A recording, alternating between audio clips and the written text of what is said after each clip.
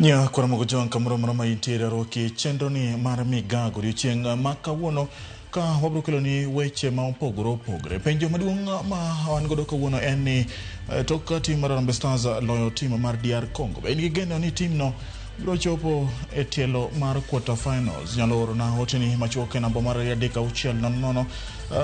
Bende wantiere X kata Twitter at Mogitiviki at James Pondosina to mokwongo magi e weche momeyo pek odiochieng' ni ma kawuono. Jotuo mamanyo thieth e bwo okumba mar SHA biro nthanyo lwetgi e masinde mayangogi kaka yor kedo kod mibadhi e okumba mar thieth.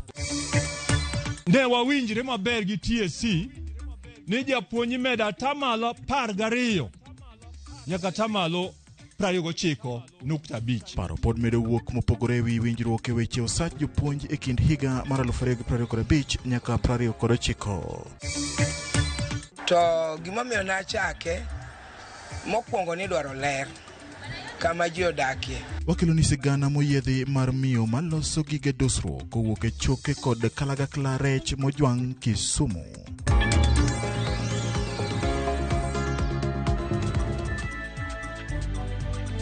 Mana kaka singoni nya kora mogojon obro somo ote machuok ma ubro bedo ka uoro no e namba mar ote machuok mar 2-6-000 ka bende wantiere achiel kachiel kokalo mbui mar Facebook ka achiel kod YouTube. Nyinga en James Opondo.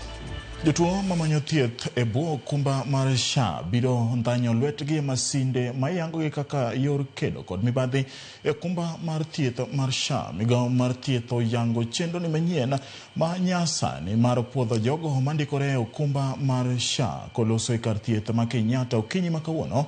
Jatend migawo mar thieth Eden Duale oyango ni chenro no mabiro tiyo gi lony ma choko nonro mag del geto neno ni mibadhi ma ogo tach e migawo no ka achiel kod okumba mar SHA orumo.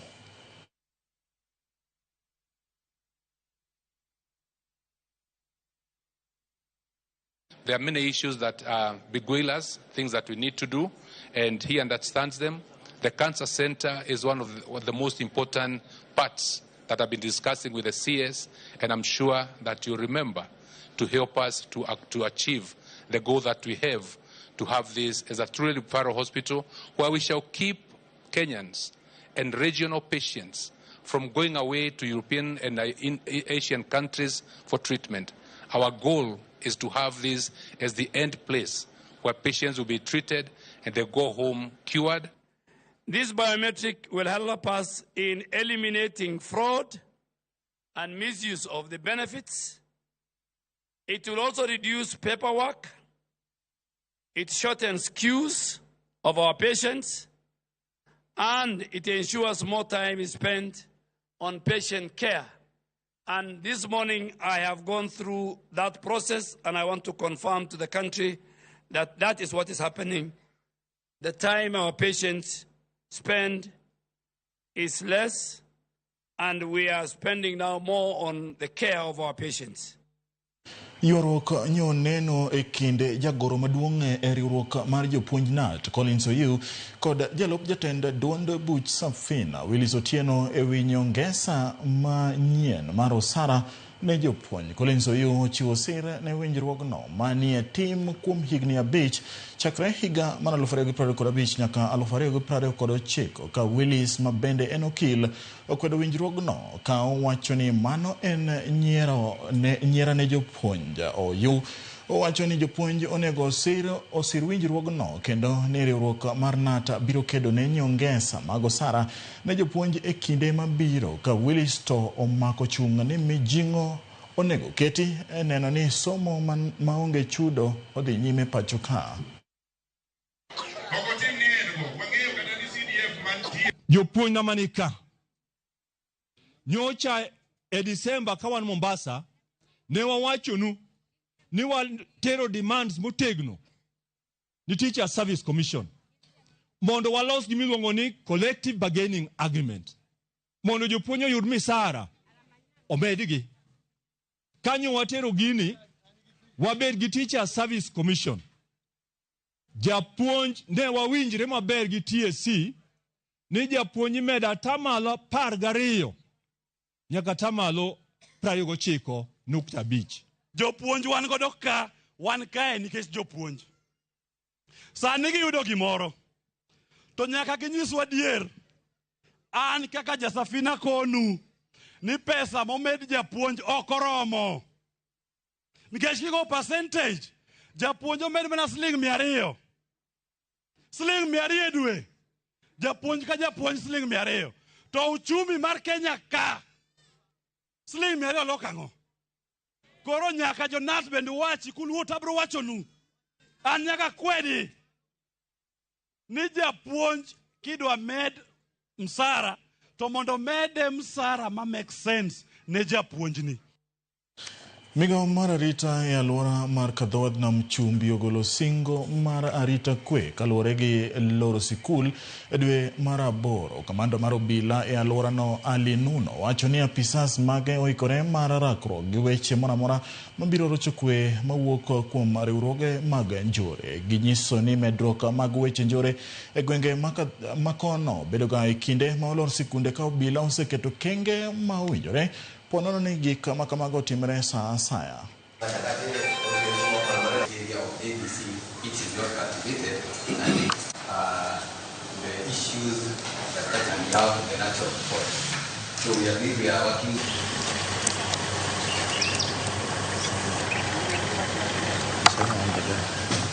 We know we have a hard time ahead of us. We know all the learning institutions from the university, the primary schools have closed. And we have the issue of juvenile gangs coming up. Therefore, we have been strategizing the whole day. And we have a working plan in place. So I want to assure the people of Malindi that your cries have reached us. And we are equal to the task. Therefore, rest assured that we have had a few incidents here and there. We have the issue of, I've talked about the issue of the land institutions being closed and likelihood of having an upsurge in crime. Most of the young juvenile gangs. We have talked about the issue of land invasions and grabbing of lands and how we can mitigate some court orders because we have numerous court orders and some of the courts are even likely to cite the OCSs for contempt of court orders. Oganda jogema modak e kaunti ma Turkana dwaro riwruok kod kanyakla e pacho ka kagiwacho ni jo ohala manoyiero dak mabor gi gwengegi ok bi pogore kaluwore gi tungni mag siasa mag Thue. John Kuria ne wuoyo bang' yiero kod puodhe kaka jakoma mar riwruok mar oganda jogema e kaunti ma Turkana ka owacho ni gisani giyie kod tend sirikal kendo tijni en miyo tijgi en miyo jotelo moyier luoro. Gavana ma Turkana Jeremiah Lomurkurai nochopo e nyasi no kendo nyiso jogema modak Turkana ni gin gi ratiro mar yudo arita makare, dongruok kod arita ne ohandgi ka osingonegi kony mag basari ne nyithindgi poni gioro kwayo.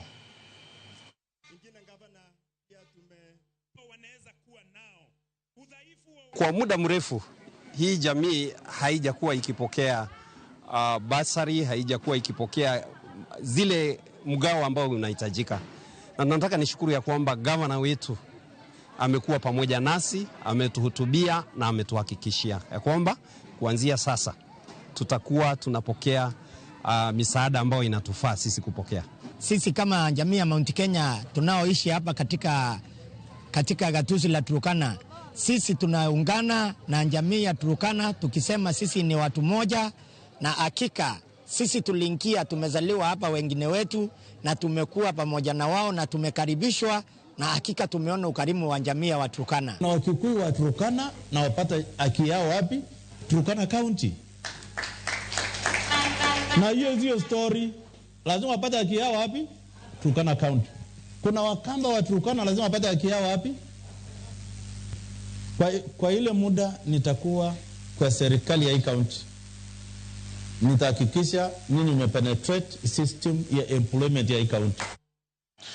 Josiasa mausi wokoko ka laro kom od bura makasipo le yiero ma adundo maduol mar IBC chano timo kar chung od burano onyis mondo ogo siasa mar kwe kod riwo wi oganda jo Kasipul. Kom od bura ma Kasipul ne odong' thuolo bang' nek mane otimne jaod bura machon makono mondo were dwe mar Ang'wen higani. Ja ohala kendo ja siasa ma Kasipul Robert Riaga okone jo siasa ma olap dhoge ndong' ne lemono mondo oket maino e achiel mar oganda kod nyayo kwe ka githegore chutho gi tim mag nyayo tulo kod koko. Robert mane oloso e gwenge mag Karabache ward ma West Kasipul koni kar chung od burano osebedo kod nying marach weche mag tulo kod lweny miyo wang' ni jo siasa otim siasa mar kwe. Kasipul osebedo gi lweny mata malo. Ji osebedo ka betore gi beti mine wakata kodhi liel ok nyal chamo gweno matieki giringa ringa. To siasa ni ng'at moro nowacho ni siasa usiweke kwa roho. Siasa mar dhao, siasa mar beti ok wadware Kasipul wakaendi. An mara en mar kwayo kwe. Wabeduru gi kwe. To siasa ni be en ideologies. Kiero mani bior gi sera mage tigone ombulu. Kokiero mani bior to kikigone ombulu. Koro an mara maduong' nen kwayo kwe e Kasipul tema ngima. E dongruok bedo mana kama kwe ntiere. Nikech kata midago de ot. Ka dhao ntie odno sakasa to dongruok ok bede odno. Koro jo Kasipul wanowete wajoka ng'ato. Wabeduru gi kwe kende. Chuk rech en achiel kuom gigo mathoth oganda ok ong'eyo ber mare kendo kosechamo rech to chokego ikawo mana kaka taka mabende ketho alwora. Kata kamano miyo kaka Nora Agwata man jadak e boma ma Kisumu to nene mopogore kendo tiyo kode e loso mwandu mopogore kaka sitadi, maua kod chiemb gwen. Lipota marwa e kaunti ma Kisumu Liliana Beta miyowa siganani. Pile ka pile ka pinyuru Nora Agwata maja higni 73 buch tero pap mbuta e kar dak ma Ubunga e kaunti ma Kisumu. Kae emamioni maja kenda gole yugi duto mag rech kaka choke gioga klamose jwa. Anka uyuk rech go wech duoke e dukane mayudore kona lejo e kar dak ma Manyata. Kuma olose mwandu mopogore kotiyo kod choke gioga kla rech. Kata mana chieng' odira mare Jumapil ka Jumapil toka Lamu e kanisa ma Legion Maria yore ok chim pacho to chomo kare mar ohala e duso chok rech go. Tijni nochako karang'o tang'o mano jiwe. Nachake 2020 e kinde mar COVID-19. To gimomiyo nachake mokwongo ni dwaro ler kama ji odakie. Koro ler ni nwang'iyo kaka inyalo lose to kaka karka Kisumu wachamo rech ahinya. To rech ok iwito gigi ma ok ber. Kone kelo winy, kelo lwang'ni, kelo gik mang'eny. Mwandu mage manora loso gi chok rech gi. Ka kelo gi tabudo gi pi achwake. Koro golo ring'o ma moko e chogo. Koro amoye to tuo. Koro samose tuo koro kendo nitie madwa loso stadi. Nitie yath makete. To koro golo ring'o go te to odong' maler, obuok marachar. Koro akawo fish scale, ogahla mag rech, waloso go maua madongo dongo. Nora bende lero niko pogore kod loso sitadigo modus e yo manyasani gi maua mabeyo beyo yugi ma odong' ma ok nyal tigodo oloko chiemb gwen. To mok nyal losore to arego kendo bedo chiemb gweno nikech omiyo dend gweno bedo motegno kendo bende ok obed gi yegi ok pudhre nikech otegno kendo be ok obed gi tuo sate. Tijni kata kamano Nora yango ni ok nosomo kamora mora to talanta mare emanogole oko. Koro kaka nachake iriwo kawo gimo tiriwo tineno ka gini koriwe to guo gini. Koro ing'iyo gi gimo setimore tikon ma olos kama ma be kaka gini kama riwo kama to biro bedo gima chal kama. Nora bende tiyo kod talanta no e tiego rawere mamoko e yor loso negi thuolo mag tije. Nyaka nochake, sani en higni madhi 4 to sabedo ka konya ma omiya ang'era gige mang'eny plus kampuni wadhi oko mang'eny gi tije achiel. E wi mano, Nora yango ni tiego rawere bende konyo e jiwo arita. Mondo warit kwe mar alwora, nyaka wabed kod gimoro mwapuonjo nyithindo. Mondo ng'e, koro keto gimodich, koro mone dhi wuotha kata ketho gir ng'ato nikech kochopo godhiambo tano yude gimoro matin modhi chamo. Jonyiewo matiyo kod mwandu molos gi Yukrech go kaka choke nyiso morgi kendo puoyo ber mwandu go ahinya. Gin study mok chamit ki compare gi gin normal earrings mwanyiewo. Gin study mok chamit ke yudo ka moko ka gin mag chuma kiketo kin comfortable. E wi mano, tijni ok kel ne Nora yor yuto kende, to oyawo ne thuolo mag tudruok kokalo kuom limo pinje moko e bwo riwruok mar East Africa Trade Fair. Omiya asewuotho, asedhi Kampala kuterwa gi jomsea. Asedhi Bujumbura, Burundi. Koro higa ma Disemba manyo kalo ni nyocha wadhi South Sudan. Ma koro higa ni to wang'iyo ni nyalo kele Kenya ka en nan pok wang'iyo ni chiro ni koro ikele kanye. Gimora mora manegi ber ok kos rach. Nora yango midhiero maduong' mokaloe. Koro jo Kenya wabendo her nyiewo gige wan nikech kwadhi oko to wauso ko wan ka to ok gine giwa gi kamoro gi. Ote mare ewi Yukrech kaka choke kod ogakla en mane. Kia kelo chandruok. Koro miyo ji no ok ong'eyo kocham rech to wita. Kata mana jogo maloso rech kama gole choke ne ok ging'e berne. Nyaka koro wachako kawo, koro inyiewo, ichule, mona. Koro kwa chako kawo kamano. Koro gichako ng'eyo ni kara gini en gima ber, kara ka onego walos kama. Medo ndhadhu na Yukrech okogik kod Nora kende. Jokanyo mag Kenya Marine and Fisheries Research bende loso mwandu mopogore.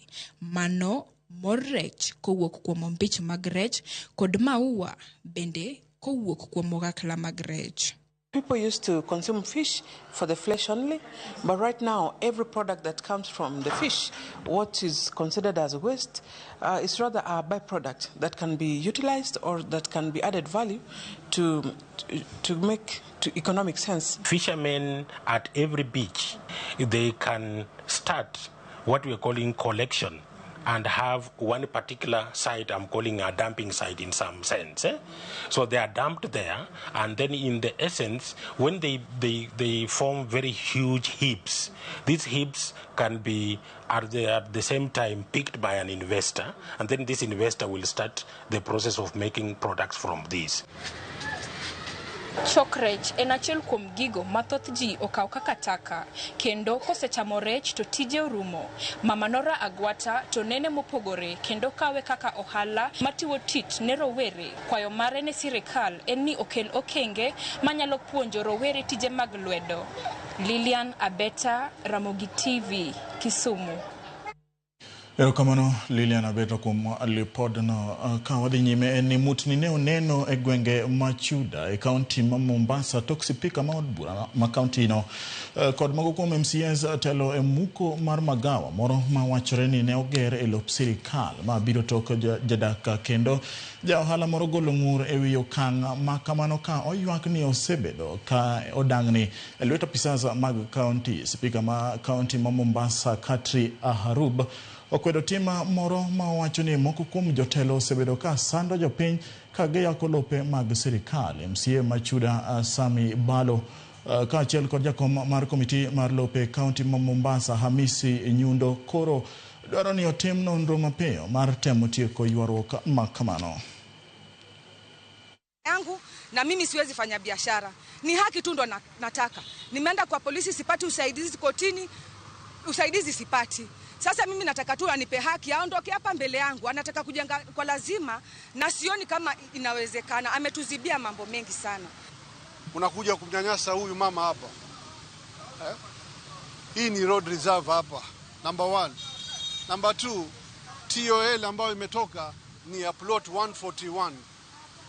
hii plot number ya huyu mama ni 135. Hiyo shida ya kuleta maaskari wa county kuja kunyanyasa watu hapa itakoma. Na hao wote maofficers ambao wanakuja kunyanyasa hawa walala hoi ambao wanaamka kutafuta riski zao mutakomeshwa. Kwa upande wetu tutafanya uchunguzi kama imepeanwa kihalali, na kama imepeanwa kihalali tuangalie na upande ule mama haki yake iko wapi, ili tuweze kila mmoja apate haki yake. Na tumesema tutasimama na huyu mama.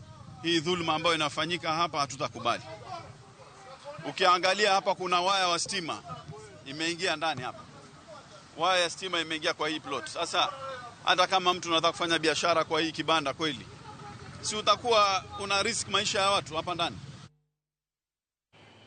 Nya kora mgojwang adwadhie ywe uma adundo kapoko wadhie ywe anenoka ote uoro maudhuro.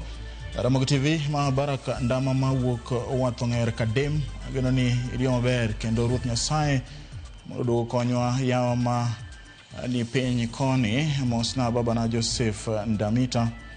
Erokamano neno kacha bende ote ma owuok kanisa mar Obolo SDA mano kanisa na madala giwacho ni gin kod camp meeting tarik 17 nyaka tarik 24 dwe ni maraboro mano Kisumu North District Central Nyanza Conference ka pastor maduong' bro Pastor Justus Abondo mar Kisumu North District. Kwaya maduong' Paligates mawuok Migori mano wer bro kacha wer mamita dua bo Elder Elijah Marobolo. Kora mgojwang irwaki mondo chopie camp meeting wanjo SDA sani wani kiche okwadwa ni mondo bedi gi koko Harambee Stars lokoni to bende kiche wan godo koni koro mitadua kinde duto wapako mana Yesu Kristos. Ramogi TV and Kevin Tribal Chief tuned in live listening and watching Migago mano kisungu kubwa. The security of Lakeside must be put in consideration. Erokamano Kevin winje yo mama kare geno ni tend migao mochungne weche magarita kotelne gi jatend migao Murkomen ka achiel kod jagoro mongirore Dr. Raymond Omolo winjo wachni no yorno makare. Baraka wacho ni oneno migago yorno makare. Na Salmon mano wuod Dudi Kakelo wacho ni en go kete Ramogi TV kae mano wewe misiepa kabisa. Geno ni odiochiengi di yorno makare. Nyakora mgojwang kikidi mabor nikech pod wan gi weche mathoth.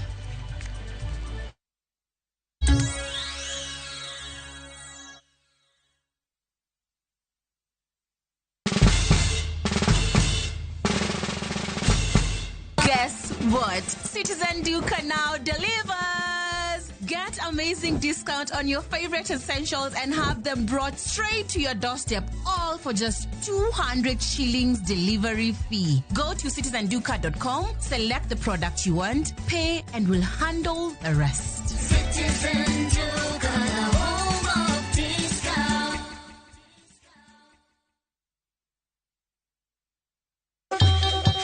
Ang'o mosetimore ne joma ne ochweyo Ugandawa? Adhi primary Kangonditi Primary School. Gin kanye sani? Amobilize kalerte ne wago poro to gibiro wasombo kidi to watero kacha jite e secondary kacha. Waromo gi jodgi to wafwenyo sigandgi magi mopondo. Siasa ka ng'amoy waye maduong' katere siasa en Daniel Arap Moi. Ng'era nyisi mabeyo mane giweyo. Ne japiny opogore kata ng'ama ne nie duond loch ne neno ni kopo ni Kenyatta dhi Tom okawie thuolo ni mondo tano apiny ni kaluwore gi mwaseneno kuome. Ang'o magitimo sani? To kata kamano be pod gin kodwa. Nakedo ne wach sukari ma jobunge jonjo kod buot nochaka ne bwana sukari. Gin kanye kod Walter Nyambaga tich ang'wen saa 3 otieno mana e Ramogi TV.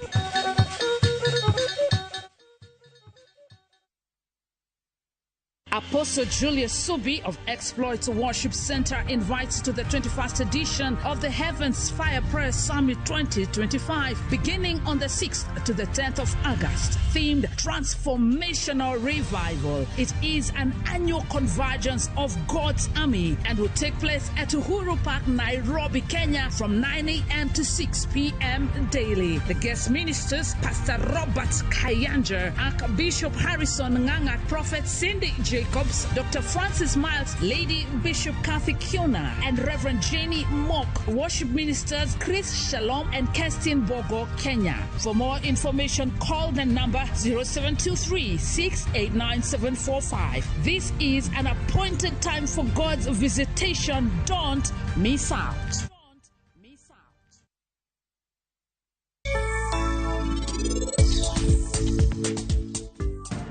Simi, anadoke yekoni. Abodu gipari Rajiv Gimonti. Kamora chiel ginitibe. Unto woke up pio.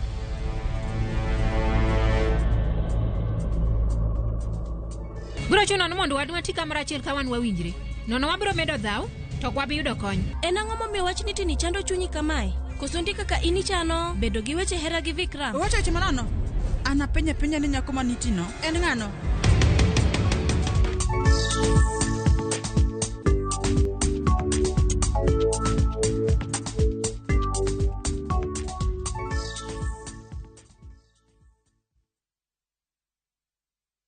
Introducing Wigo, your trusted ride. The ride with the most reliable, verified, efficient and transparent drivers. With fabulous cashback incentives for passengers, each trip on Wigo feels like an upgrade. Download Wigo from Play Store or App Store or SMS Wigo to 20425 and ride with confidence. Wigo, let's go.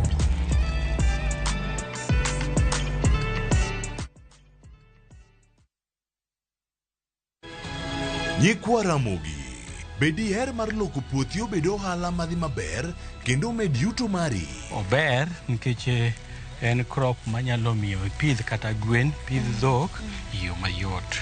Wakelo ni chenro mar pur gi ohala. Chakre ikolo nyaka geng'o kute machamo pithwa. Pur mar nyanya nyaka ing'e tuoche mag nyanya mokwongo. Mar ariyo nyaka ing'e yedhe migoyo nyanya. Puonjri yore mabeyo kendo manyasani mondo imed keyo mari. Mondo yud yuto maber en ni niang' nyaka ido maber miol ne pi timne irrigation. Kaka chiro medo lokre, wanyisi gigo mausre kendo nigi nengo kaka kinde loko. Koro rabonda nuka pure kota eka nika pure maber balose tayute molo kana yudo oduma e puodho mar kota eka. Tudri koda ana lori nyaka Black tich adek sa achiel gi dakika 45 to mana e Ramogi TV.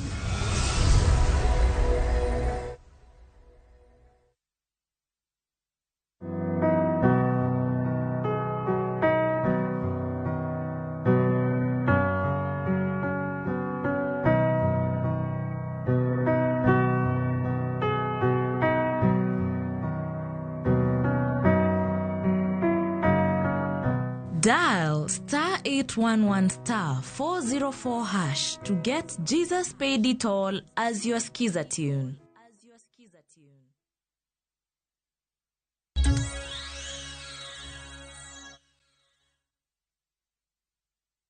Machiegni kendo Nyakwa Ramogi. Mine madhodho nyithindo jiw mondo odhodh nyithindo kuom dweche 6 ma ong'ere kaka exclusive breastfeeding e kinde ma ihingo juma mar dhoth ma ong'ere kaka breastfeeding week. Lipot ma ogol kod migawo mar thieth e kaunti ma Migori yango ni mana atamalo mag mine 60 kende ema dhodho nyithindo kuom dweche 6. Pisas ma ochung' ne chenro mag chiemo makare osiptal maduong' ma Migori Steve Oyugi okono mine madhoth mondo odhodh nyithindo kuom dweche 6 ka owacho ni entiere kod ber mathoth ne nyathi kod kata miyo. Oyugi okwayo joma ondiko ji tije mondo oket kuonde ma mine nyalo dhodho nyithindo. Migawo mar thieth dwaro ni wabedo gi atamalo moingo 80 kadhi mbele. Koro mano nyiso ni pod okwan maber. Indicator mar exclusive breastfeeding no ok ober ahinya nikech en piny mar the national average. Breast milk ok ng'iew, en onge pesa ne. Mar adek, breast milk bende en chanjo mokwongo ma nyathi yudo, en gi nutrients ma nyathi dwaro, kendo gibedo digested mayot. Nyathi mobedo exclusive breastfed, kuom dweche 6 mokwongo, ok obi bedo gi tuoche moko mwaluongo ni upper respiratory tract infections. Example en kaka machalo pneumonia, machalo athung'a, tuoche machalo kaka diarrheal diseases machalo kaka diep. Dhi maiga ni mawacho ni prioritized breastfeeding creates sustainable support system, en ni ng'ato ka ng'ato nigi tich mare. Kwayo be pod ichwalo ne wuone mantiere kaunti ma Migori gi counties duto ni ber mondo mi wajiw mine odhodh nyithindo. En gino makare ka nyinyo mawuok kata na gigo mawuok e chak mar thuno nigi ngima makare ne nyithindo. Ne mine ka achiel kod wuone wamiyo nyithindo ratichgi mar dhoth. Ahinya e kaunti ma Migori, ageno ni George Batika achiel gi Walter Nyambaga biro goyo milome.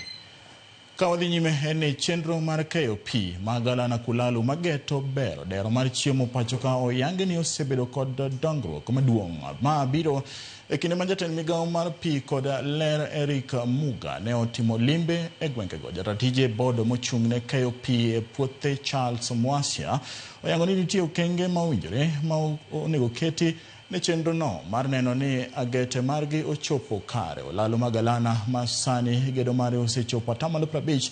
Igeno ni biro kelo yot e wuoth gachiel kod neno ni gige pur ochopo e puothe madongo e gwengego.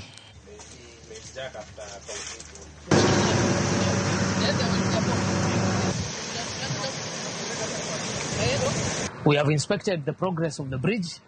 Now we have piers constructed. We have been to the contractor's yard. He is in the process of precasting the girders or the beams to support the deck. And that is ongoing. He has done around almost 10.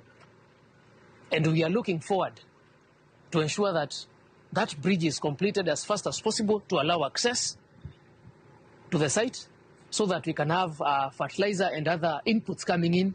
And also right now, we're also looking to have not only inputs coming in, but the actual crop, the maize, leaving the site. Moko kuom jotelo mawuok e kaunti ma Kajiado dhi nyime gi puoyo piny owacho kuom duoko tend kar rito le bunge ma Amboseli e lwet sirkand kaunti ma Kajiado kane giwuoyo e gwenge ma Imbirikani mayudore Kajiado South. Jotelogo kotelne gi gavana ma Kajiado Joseph Ole Lenku koni okang' ma kamano en achiel kuom yore mag tieko ywaruok ma osebedo kuom kinde e kind oganda jo-Masai. Kata kamano seneta ma Kajiado Samuel Seki ma bende osebedo e opara manyime kwedo sirikand Kenya Kwanza oseyo okang' ma kamano ka owacho ni sirikand kaunti ma Kajiado ok onego meeting mar tayo Amboseli to ni tend kar rito leno ema mondo okaw ting'no. La parteye ayune o family poki wala la shailai ole metoi airogi na ndai poki na Yesu Kristo anaswa poki. Hii Amboseli sasa ndio mmerudishia kwa wenyewe wale wanaelewa mambo ya kuconserve wanyama. Sasa ndio imekuja kwa mikono mzuri. Kwa hivyo asanteni, mtulie vizuri, tutaichunga, tutaiangalia, maana wanyama pori na kusimamia pamoja na Wamasai, hiyo ndio tunajua. Kama vile walivyotangulia na kusema ya kwamba Amboseli irudi Kajiado, tunaomba basi tupewe kwa in full. The county government can manage that national reserve because it is able. Asante sana President Ruto kwa sababu Amboseli ulikuwa na uwezo wa kukataa nayo kusema ni sheria ama ni katiba, lakini umeona hiyo historical injustice na ndiyo cabinet yako kupitia maagizo yako walipitisha Amboseli irudi kwa serikali ya kaunti ya Kajiado, na sisi wana Kajiado tumefurahia na tunashukuru, na sisi pia tutakuunga mkono katika safari yako ya uongozi.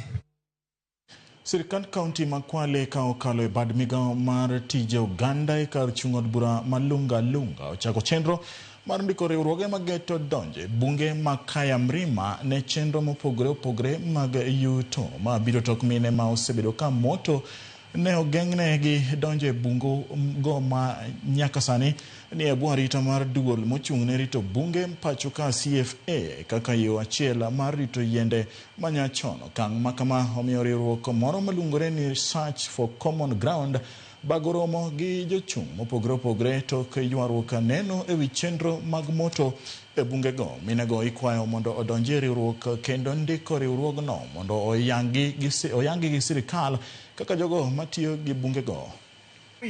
Na mjitokeze sisi wetu hapa tunachofanya kunaweza kuwa kuna timu imefanyika. Tulikuwa hatujui umuhimu wa vikundi, lakini kwa saa hii kufikia sasa tumejua umuhimu wa kikundi na tumejua umuhimu wa msitu na tumejua ni vipi tutaingia kwa msitu tukiwa kama kikundi.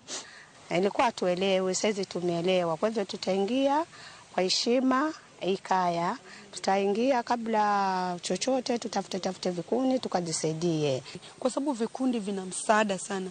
Vikundi watu wamefundisha watoto kupitia vikundi, watu wamejiendeleza kupitia vikundi, na hata mnaweza kuwa na kikundi chenu cha miti na kikundi kikazaa biashara nyingine, maybe hiyo miti mwekeleo swala la kuuza kuni, kuuza vitu zingine, maybe mumeanzisha nurseries. Kama wanajamii wana haki ya kulinda mazingira katika msitu huu wa Mrima, ili wajiunge kwa kikundi ndio waweze kuwa mstari wa mbele katika kulinda mazingira. Kama hawako kwa kikundi, tutakuwa na upeo wa mtu kuharibu mazingira, kwenda kukata miti.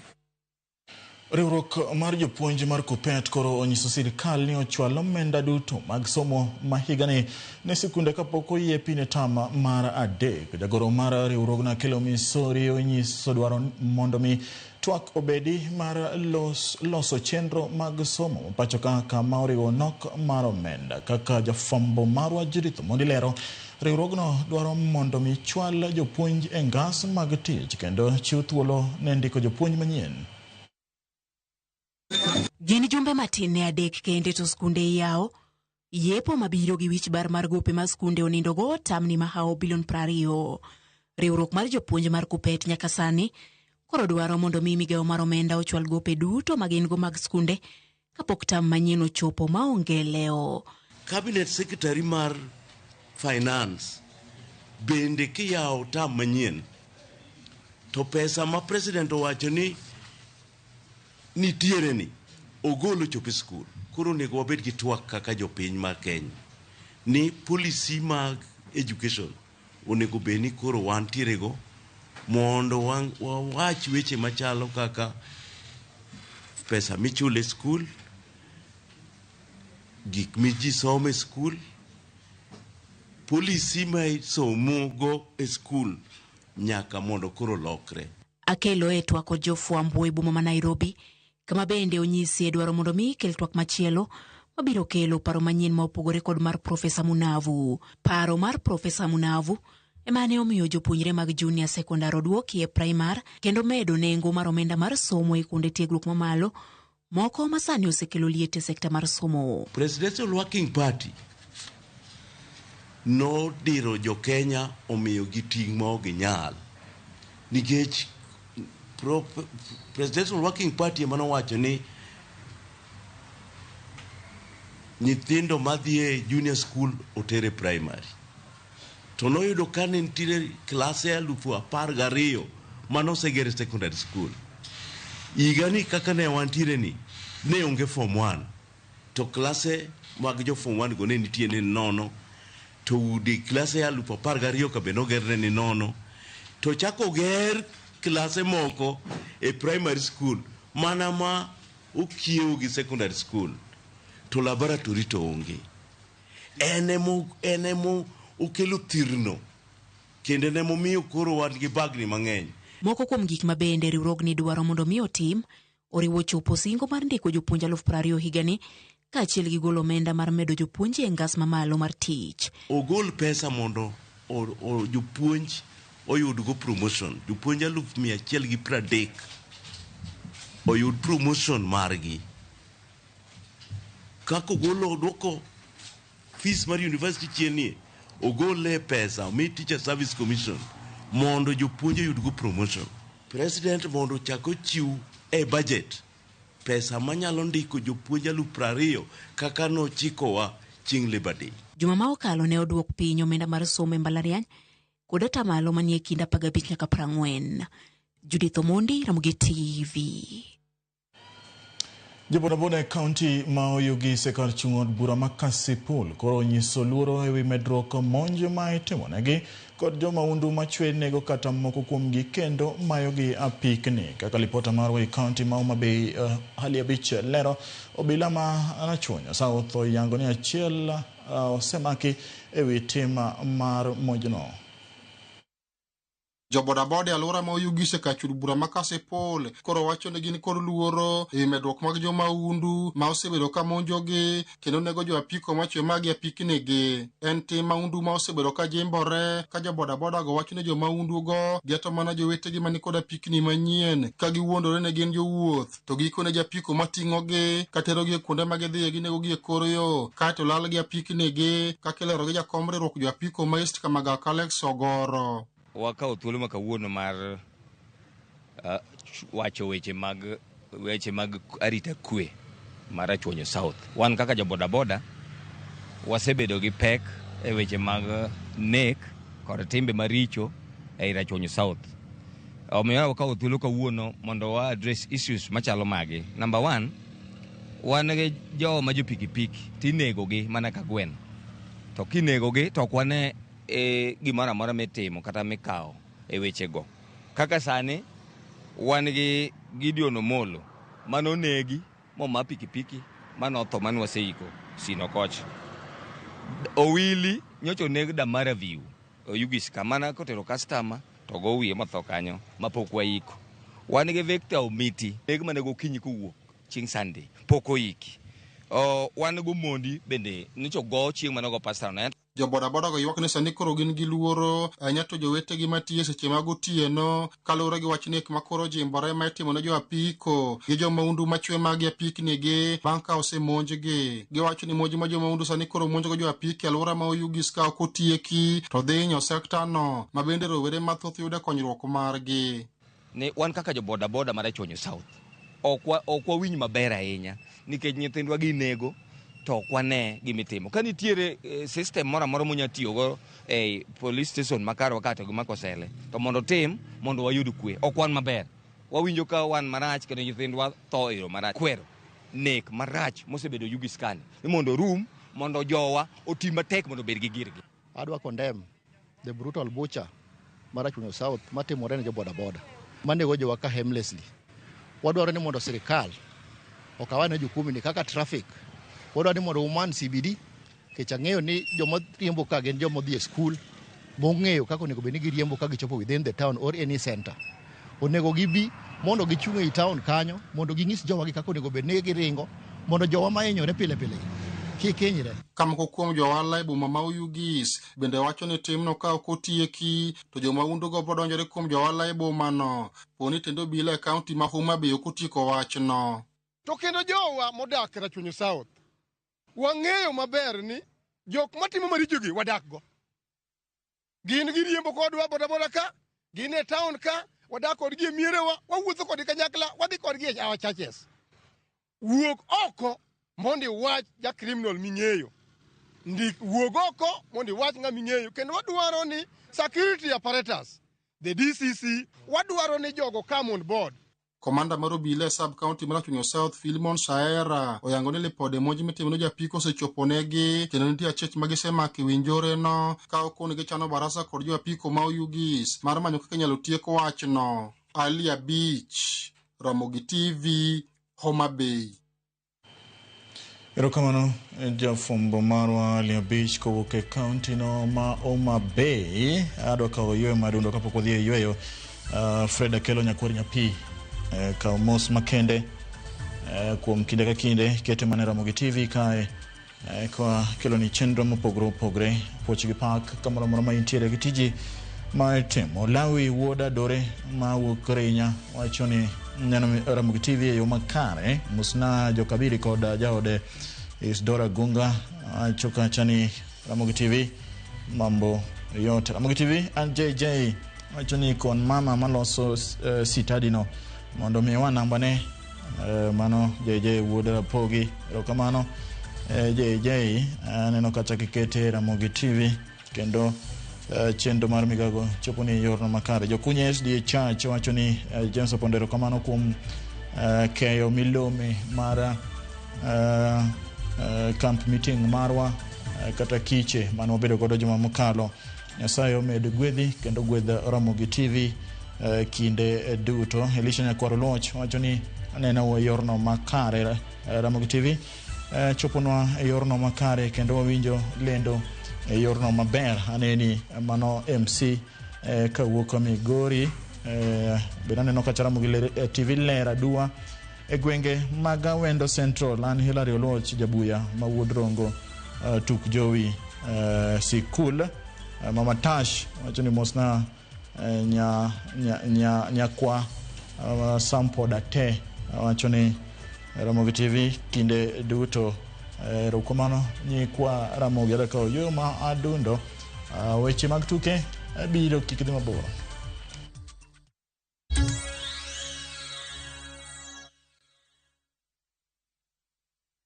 Have you made plans for the August school holidays yet? Looking for the perfect family getaway to relax, unwind, and explore? Look no further. View Travel has you sorted with exciting international deals for the whole family. Fly off to Cape Town from just $1,190 per person sharing for 4 nights with return flights, hotel transfers, a full Cape Town city tour, half-day Winelands tour, and half-day Cape Point tour.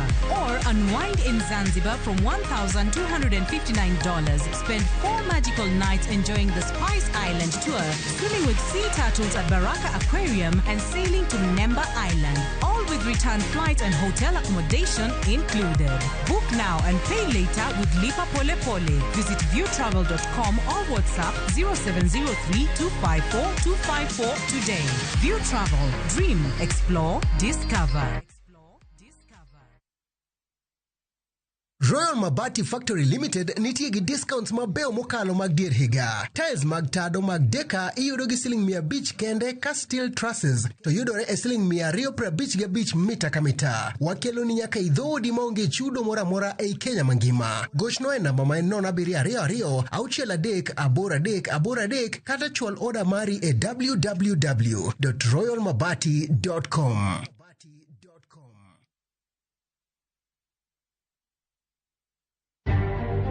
Bende isebedo gi siso mar ng'eyo gigo matimore e alworani. Sama gari ofundo ji mang'eny koyudo hinyruok to kata insurance temo hepo. Obed chenro mag sirkal, obed masira mayudo ji kar tich. In safety mari, ni kanyo. Nonro mamulo ratichi. Somo kende oken kamoro mibro wacho ni ng'at mosomo ni dongere wacho ni ng'ani dhi succeed in life.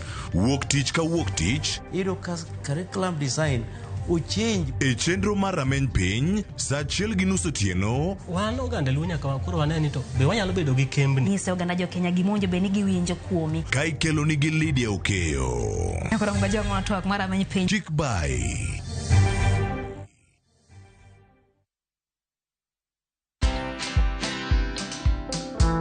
Today, 51 years, for example, when people are reading after 4:30, they say, what was it that really made teachers hide that? Yeah. Because it's real. Mm-hmm. Yeah. I headed a group of scholars to do what today is quoted African Bible, which is actually that one. That's the one called Ka, Holy Book of Netta. Mm-hmm. So that is how, I became president of African Spirituality in Promotion. Watch this story and more. Download the Citizen Digital app or visit www.citizendigital.com and find the Citizen Originals portal. Kenya's #1 app, Citizen Digital.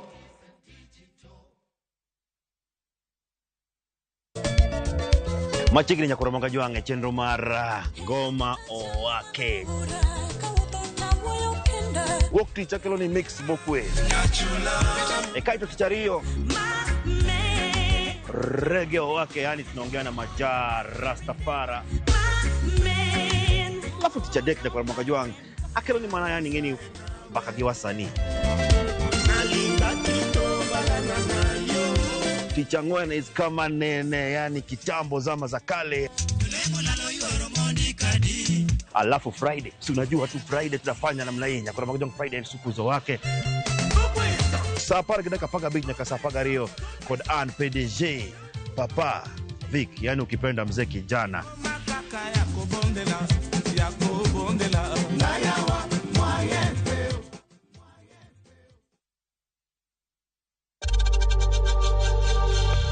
We know times are tough, so save money by buying airtime from M-Pesa to any network with zero transaction fees. Dial *487*2# and get your airtime PAP with zero transaction costs.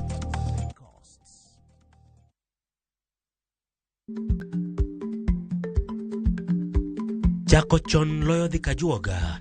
Ma tiende ni bedo gi ikruok momondo, geng'o masiche kod midhiero mang'eny mabiro e ngima dhano.